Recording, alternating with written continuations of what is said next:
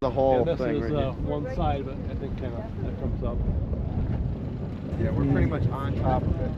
Yeah, there's the other wall there. Yeah, that's the one wall. This is the other wall right here. Hold on a second. I'm going to take my camera. I'll get it ready.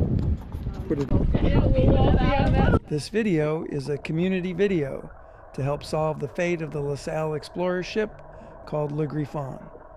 The other day, I had the pleasure to put my GoPro Hero 12 video camera into action at the site of an unknown wreck that was just 3 to 15 feet deep. As we trolled on the surface, my GoPro scoured above the wreck for several minutes, taking in details of the wreck. There were small waves on the surface, so the water was not as clear as it could have been. Nonetheless, you get a close-up view of the many wooden planks and much, much more. First, let's learn a little about the Griffon to help us eliminate this wreck from the possibility of it being the actual site of Le Griffon. The builders were French explorer René-Robert Cavelier and Sieur de La Salle. The ship was launched at or near Cayuga Island on the Niagara River and was armed with 7 cannons.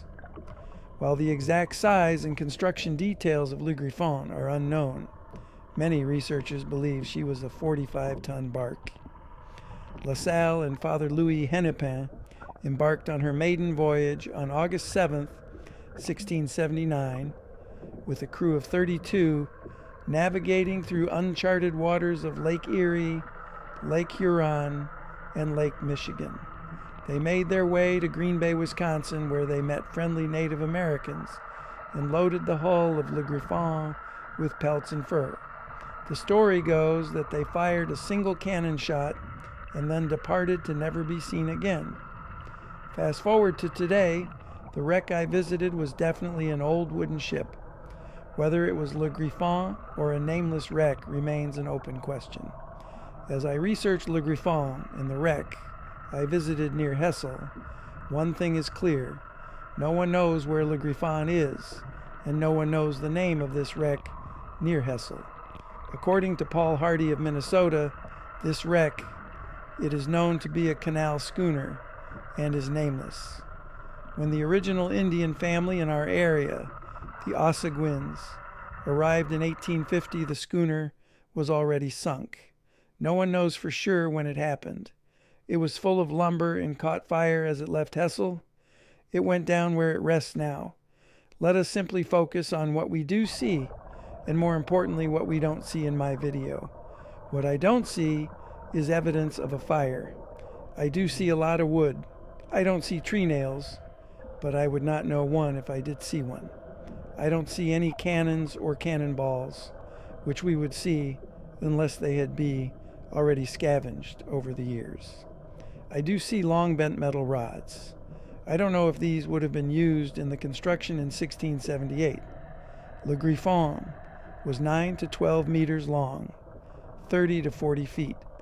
Some experts claim that with a wreck so close to the surface, it would have been destroyed by ice and storms, and perhaps a debris field extends further away from the site.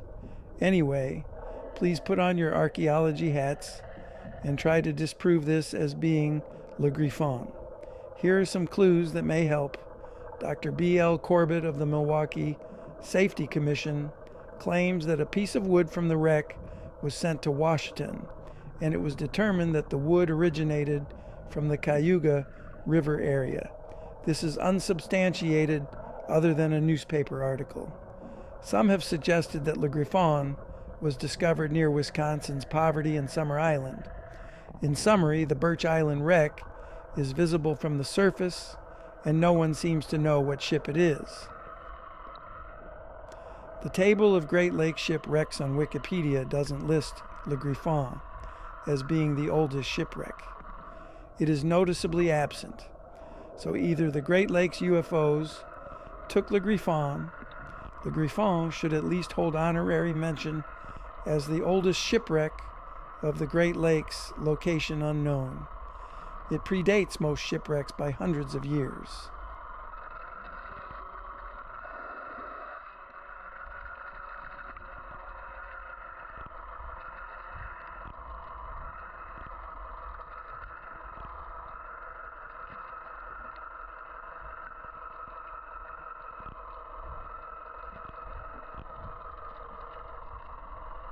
As always, thanks for subscribing, and to help us continue providing videos like this, please leave us a super thanks donation or buy us a cup of coffee at the link in the description. Until then, happy shipwreck hunting.